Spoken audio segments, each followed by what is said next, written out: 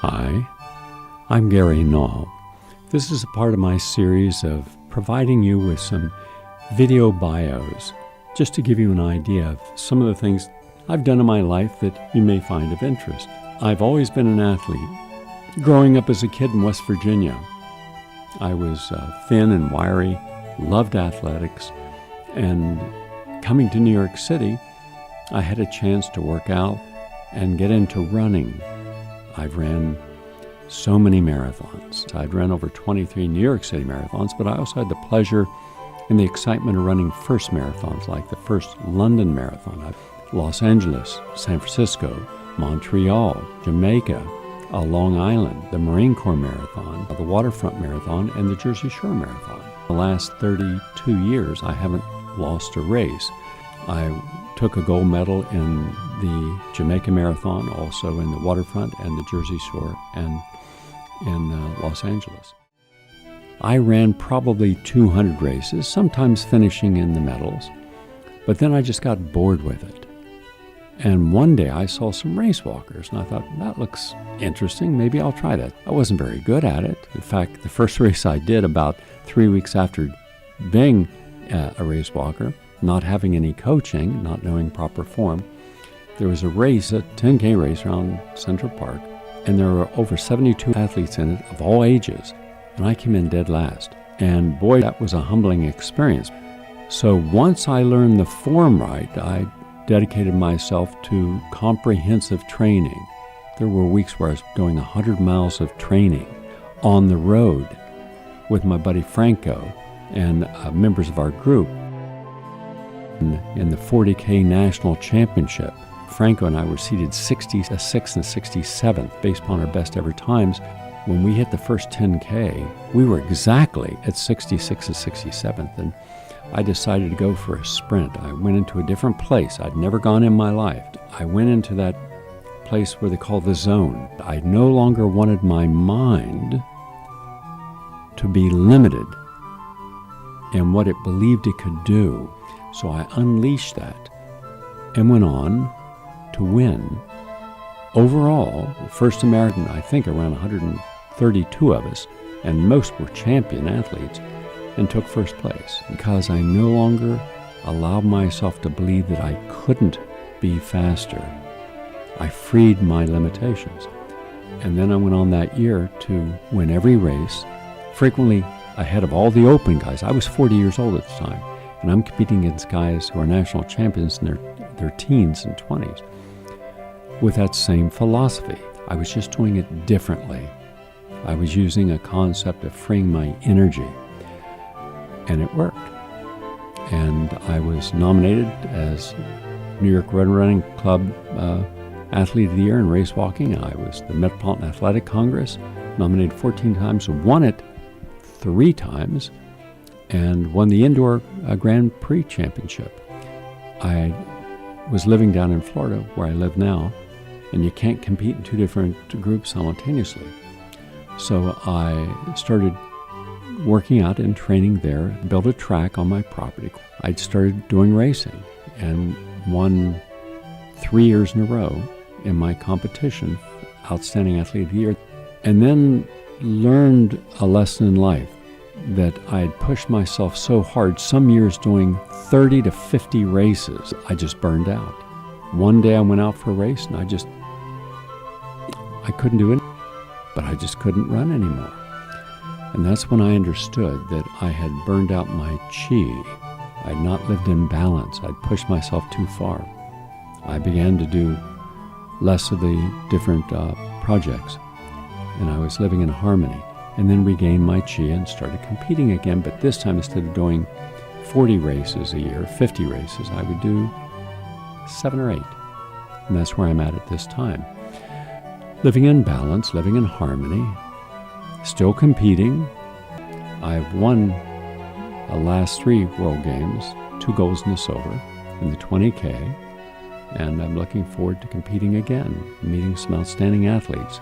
I've founded the Natural Living Running and Walking Club back in 1975. 5,000 people showed up on the boardwalk that day. There had already been 1 New York City Marathon or 2, And I thought, that looks like a lot of fun. So I said, let's do a marathon together. Over the years, right up until today, we have met when I'm in New York every Sunday at 9 o'clock, 5th Avenue and 90th Street. Generally, I do about an hour lecture or the only holistic running and walking club in America, meaning we really take seriously our nutrition, stress management, supplementation. We train people so you can either run or walk, or a combination of both in a marathon. I guesstimate that we have somewhere around 50 to 60,000 people who've come to train with us. In 1980, we started training to do shorter races. And then we asked, does anyone want to be an elite athlete? None of these were elite athletes, just regular people. And a group of about 100 said yes. So I devised an elite training program. Anyhow, we had about 30 elite athletes who did extremely well, national champions, over a long period of time. And one of the people who joined me that day was a fellow named Sid Howard. And Sid Howard has had one of the most remarkable athletic careers in the world. You can't find any of the half-mile, mile, and 2-mile races that he's not a world champion in, and setting record after record. Sam Skinner, Louise Noddy, Thelma Wilson. These are just but some of the people who became the best in their competition and still are competing. New York City Roadrunners Club sponsored Best of the City Masters Champion. You could have 3 athletes running a 10K race, 6.2 miles. We had Sid Howard, Sam Skinner, myself, and we won. In fact, we won 2 years in a row. Those are the memories you keep. Those are the remarkable moments of life. Oh, and one other thing. If you take the time to watch the indoor, I think it was in Indiana University, it was a national championship, really outstanding athletes, and the women's divisions and the men's division. But here's what you won't see. I set a world record. In fact, I shattered the world record and the American record, but I wasn't given credit for either. I was given credit for the win. I won the gold. Why? As you watch me run around the track, you'll notice that the lap counter, the person says you got this amount of laps to go and this amount, he walked away inadvertently. I'm not saying he did it maliciously, but he walked away and you see me going right by. He missed me. And then he did it again. I had to do 2 extra laps. Now you do see the times for the first laps, and you see my time for the last lap. So if you simply did the time, then that was a world record. And someone was filming it, and they weren't really filming me. They were filming Johnson, the Don Johnson, who's an outstanding athlete from Florida. But you see all this happening. I had 4 lap counters there, and you see them, including Sid Howard and Lucy Alvarez and Queenie Thompson, who also was a lead athlete. And they all had the same identical time. They were timing my laps, wrote down the time for each lap, and they all 4 scorecards were identical. They wouldn't allow it. So it's one of those situations that happen where you set a world record and you don't get credit for it. It happened twice with me in another race in New York as well. 49 years later, almost a half a century, you still see us out on the courses, winning the races. And that's one of the things I miss about not being in New York right now, being down in Florida. But I miss the weekly meetings in the park. I miss the monthly meetings indoors where we'd talk about health issues of the runners, and also our yearly picnic where we would go to Central Park and everybody had to make 20 servings of a vegan dish. A lot of friendships, marriages came where people met and trained together, raced together, and got married. And when we would go to London to do the first London Marathon, there was a group of people trying to hear this guy, and he was the guy who was in the movie Chariots of Fire. True story based upon Lindell and other great runners back in the 1924 Olympics. There probably were over 100 of us. And then there was the same thing for the Italian Rome Marathon and then the Paris Marathon. So we traveled around, and one of the most unique was the Jamaica Marathon. There was no place that showed you where the finish line was. There was a split in the road. So we all went off to the right only to find out that we had gone on the wrong road. We had to turn around and run back. And then finally, we hit the finish line. Well, Sam won a gold in running. I won the gold overall first race walker. All four of the athletes that went down there won medals in a tough competition. Those are the memories you have. But we were training at that level. I mean, it was nothing at all to go out in Central Park and to do 20 miles of running, then go into a gym and do 2 hours on a VersaClimber non-stop at high tension, then get a gallon of water in each hand and run up 25 flights of stairs, not stopping, 25 times. And if you could do that, then you had a pretty good chance of winning. Not everybody trained to do the marathon, but a lot have, tens of thousands. Every running race, every race walking race we would go to in America, we'd win. There was a streak from 1985 to 2000 where we would just dominate, and we were always setting state or national or world records. And it's good to know that some of my friends, including Sid Howard and Sam Skinner and John Q, are still competing. They're vegans, they live a balanced life, and they train and live holistically. So that's just a little bit on my athleticism and my career. And still coaching, still meeting every Sunday when I'm in New York at 5th Avenue, 90th Street. But for at least 25 years, we were doing 2 marathons a year, those that would train for the New York Marathon, and then those who would train for the spring marathons. We guesstimate about 31,000 athletes have completed the New York City Marathon from our training, using diet and nutrients and meditation and understanding how to build gradually up to your peak and peak in the marathon. The Natural Living Running and Walking Club has been around a long time, 46 years, and we are still there. A sedentary lifestyle creates a shorter lifespan. An active lifestyle, exercise, creates a longer lifespan. So we've understood the importance of that lesson now, when there's so few of us who are older who are still competing at the top of our game. In fact, this year, I set 2 state records, one in the 3,000 meter and one in the 2 mile in Florida State Championships, under terrible conditions. There was torrential cold rain with heavy winds, but when I was finished, I got in my car, didn't even stick around, I don't know how I did. Several hours later, I got a call, and the race director says, well, I just wanted to let you know you set 2 records today. Had it been a clear day without the rain and without the wind, you would have broken a world record. And I've done a lot of races, and I think I'm second only to Bob Fine in total state track and field records in our category here.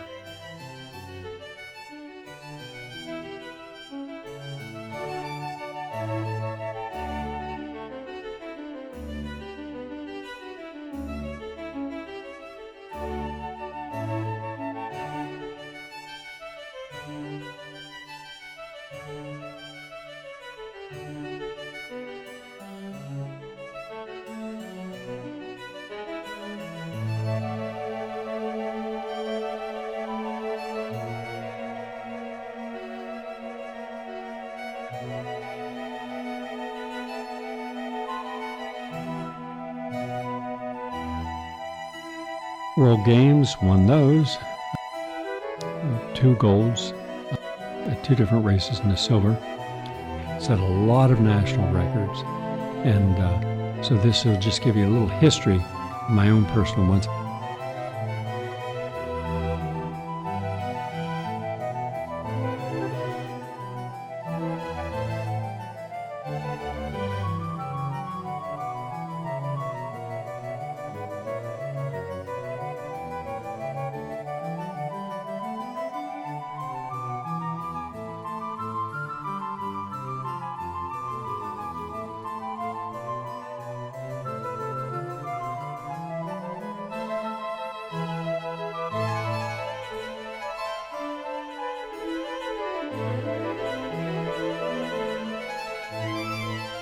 I was Master Track and Field Athlete of the Year 3 times, won the Indoor Grand pre-series of 10 races against all the other indoor 3,000 more or less athletes who are all competing together and won that. First time ever that a race walker before or since has won that.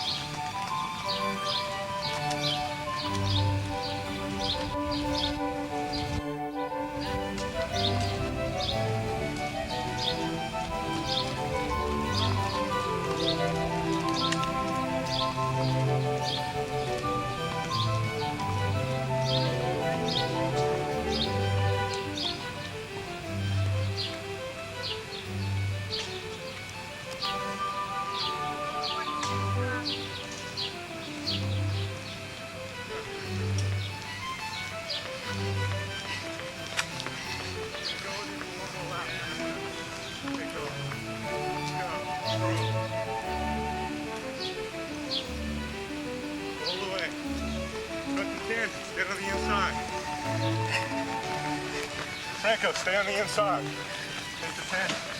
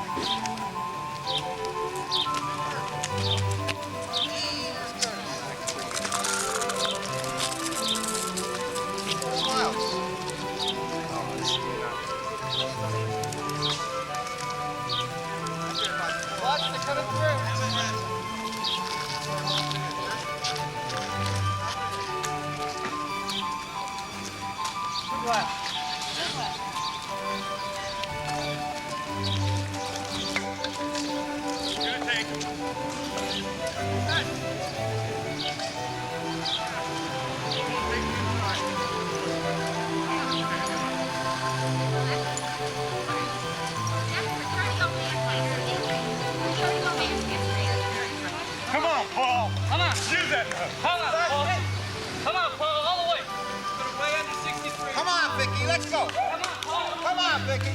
Keep it going. They do. They have Senior Olympic. Senior Olympic. I remember when this guy used to be so fast. I need it. There's another garbage bill on it. Fastest time I've got it. That'll do it. Go, Nora! Yeah, well, I was so slow. I should do this.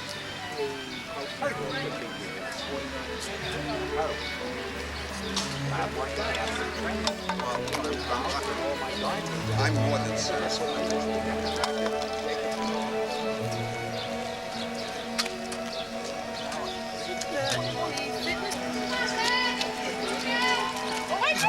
Totally missed. Other side.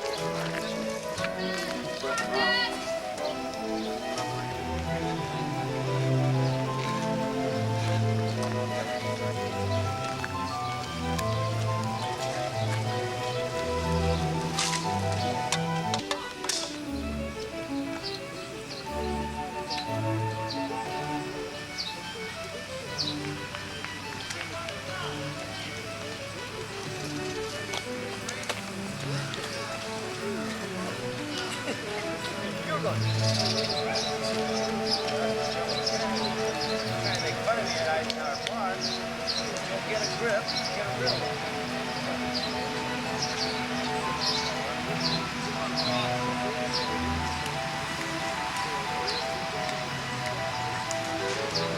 Got it.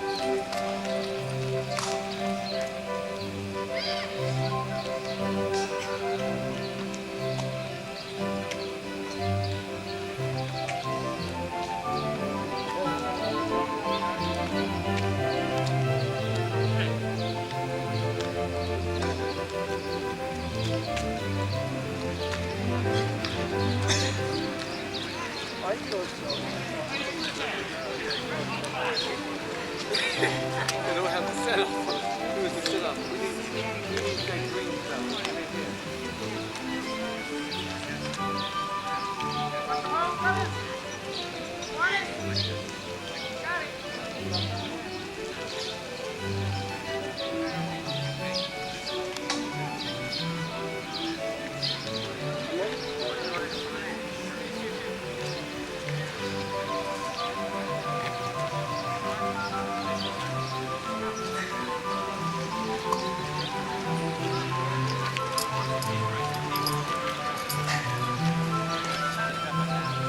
Are these guys finishing or doing this one?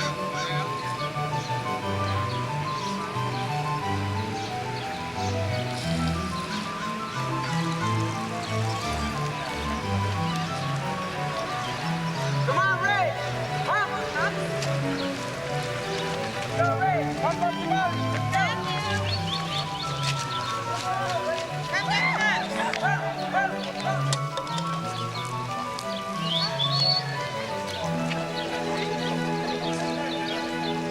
Just think the palladium!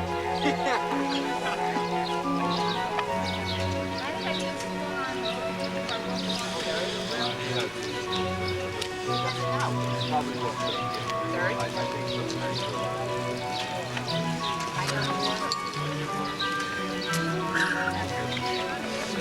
116.